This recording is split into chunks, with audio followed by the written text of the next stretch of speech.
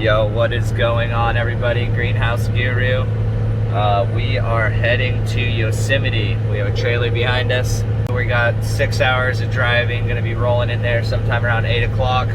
Gonna be building a 24 by 50 automated light deprivation kit, straight wall. Woo! Boom! Check it out. Strawberry lemonade, never seen it before. Mango chili at this big ass 7-Eleven in the middle of fucking nowhere. This guy was cool enough to let us stay in his workout room, so we are crashing out for the night. What is up, everybody? Unloading a 24 by 50 ABK, stands for automated blackout system. Got all the ratchet straps off. We are out here in Yosemite. We were fortunate enough with the client, he was able to go out and actually purchase all of his own baseboard, and he did a wonderful job at leveling and squaring up this foundation. In result of him doing this, we were able to come out and discount him on the price for the install, because usually this would take a day, day and a half, and obviously we value our time. So he did a wonderful job. I really encourage you guys, if you want a better deal on us coming out and doing your greenhouse, I've never had this done before, but this guy has actually come out and done an immaculate job. We're gonna help button up the end here, and by the end of the day, we should have a frame standing, a 24 by 100. After we get all the metal unloaded, I'm gonna help you identify what pieces are what on the ground. I know I kind of go over the same routine in every video, but I really like putting out this content for you guys. This is a little bit different style 24. It's got a small kicker in it, so I'm going to show you what to do if you get this style 24 straight wall from T3, how to identify each piece, and again, just put it together smooth, simple. Everything is really easy. Don't be intimidated by it. If you have any questions, leave it in the comments. If you want to see us do certain things like adjusting blackouts, telescoping arms, if you're having trouble with a roll bar, hit me in the DMs or shoot me an email. I'd be glad to help you guys out. Thank you so much for watching. Hit the like and subscribe button. I really appreciate you all. Another thing to take into note, when you build your hoops, find the flattest spot on the property. So we had to walk about 100 feet with all this steel over here, but it's gonna be worth it building them on this flat spot. When you build your hoop on flat spots, everything comes out Instagram perfect. You're gonna get that straight hoop every time. If there's a bump, then you're gonna have that same bend in every hoop. So remember, build your hoops on a flat spot. Build every hoop in the same spot, exactly. If you build hoops all over your yard, each hoop is gonna have a different bend in each hoop. But if you build every hoop in the same spot, even if there's a bend, they're all gonna have the same exact bend, and it's gonna look perfect when you put them up.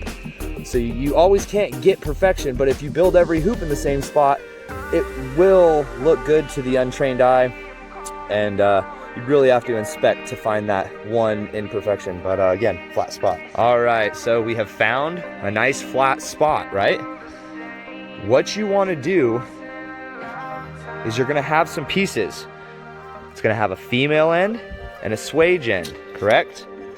Then you're gonna have your legs. They're all the same with swages on top. Last but not least, this is pertaining to this greenhouse in particular. You're gonna have a female end and a female end. So on this female to female end, what you're gonna wanna do is cut 2 feet 10 inches. Now I'm gonna suggest to T3 Greenhouse Supply as a consumer, me, Cody Witt, if I were to buy from them, I would want these to be cut prior. And that's just me speaking out loud. Much respect to everybody, each to their own. If you wanted, you could make a wider greenhouse with this and buy a bigger tarp. So I don't know necessarily that they should, but I don't know. I'm maybe gonna talk to the guys down there, ask them why they don't cut it, if they're trying to give customers more, or if it's just more metal to drop and then have to recycle. All right, real quick, identifying pieces. Arms, female open end to male swaged end, and then you're gonna have double female, and then you're gonna have a smaller male swage go into that one, and then your leg goes into there, as so. Once you tech screw these hoops together, tech screw each one on a flat spot, you can see I have these lines right here. Why I have these lines, I'll show you when I move this hoop right now. Those lines, they help. That's where the bottom of the hoop goes. That's where the bend goes. See that line right there? That's where your connection point. So now you're able to lay this hoop out in the exact spot that you did prior. So every time you're gonna wanna put your hoop just like this so that you can build it. They all have the same curvature. They're exactly the same. Move each hoop to the side. As so, Jesse's sliding them all in. Super user friendly. Everything's swaged. It would be nice if they were marked, but at the end of the day, it doesn't take a rocket scientist to slide these things together and figure out how the configuration goes. It's pretty simple. Man, I can't thank these guys enough.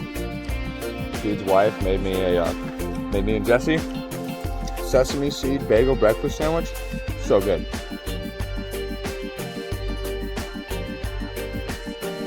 All right, slapping the last hoop together. As we build them all in the same spot, we slide them over and stack them. We built them here. So the greenhouse is 100 feet away. I'd rather build my hoops on a flat foundation than have this rough, bumpy area. So behind me, got the end wall capped. He has 3 beds. He's working on his 3rd middle one. Mad respect to this guy. Went out, did above and beyond. Shit is level, lasered, and square. So basically start at 0, mark every 5 feet with a marker on both sides. That is where your hoops are gonna go. Now people are wondering, oh, how are you gonna get the hoops with the dirt? It's not that hard. Literally grab, pull back the dirt, put an HD clamp here, and I'll make a video of this, and we're gonna pre-drill all of our HD clamps, get them set in so me and Jesse can just grab hoops and stand them one by one. So Jesse's always gonna grab that side. We're gonna call that A side. This is B side. We built all the hoops in the same spot, same orientation, and slid them down. Jesse is always gonna grab A side and walk to the A side of the greenhouse. I will grab B side and walk to the B side. And that you do this just to keep the bends of the hoops, everything exactly the same. So just follow my lead and you won't run into any problems. All right, good advice tip. See the HD clamps, how they hold? Well, what you wanna do is drill a tap screw so that this can't slide down ever in the future, so that doesn't affect the curvature of your hoops. So make sure to tack a text in the bottom of all of your HD clamps. All right, everybody, getting hot out here. Jesse's in the background. As you can see, he is throwing up the channel. So we chose to go 64 inches up, just before the bend on both sides. As you can see, channel on the outside, channel on the outside. That's so that your clear poly can roll up as high as you want it, so that all that hot air during the summer seasons will just ventilate naturally, less electricity, and just a better footprint if you're into that sort of thing, and you know, saving money, #1. So channel 64 inches. What we're gonna do now is go grab some material, and then we're gonna run our up and overs on both end walls. You guys already saw that in other videos. We'll go over it again. Kind of the same content, different video, different location, and a little critiquing on what you guys wanna see. All right, folks, this is going to be the last time we are ever gonna do it like this, unless we can't get our scissor lift in there. So I thought I'd make this for anybody who doesn't have a scissor lift, obviously, guys like me and you. This is homemade scaffolding. We got 3 2x4s up on 2 12-foot ladders, fiberglass. Each one can hold, you know, a 200-pound dude. What we'll do is we'll take that 36-inch shutter fan, we'll lift it up to the middle platform, and then we'll climb up on our ladders, and then we just have literally a nice 2-foot lift to slide into our framing. Anybody can frame these. It's really easy. A lot of different ways to do it. All my greenhouses look different according to material, size of fan.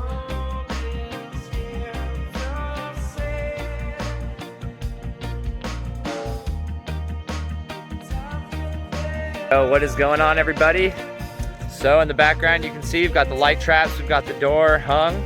We have the 36-inch fan.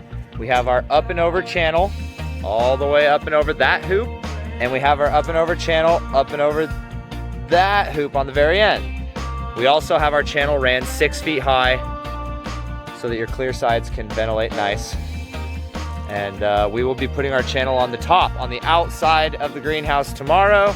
And Poland plastic, 2 clear polys, inflation blower. Yeah.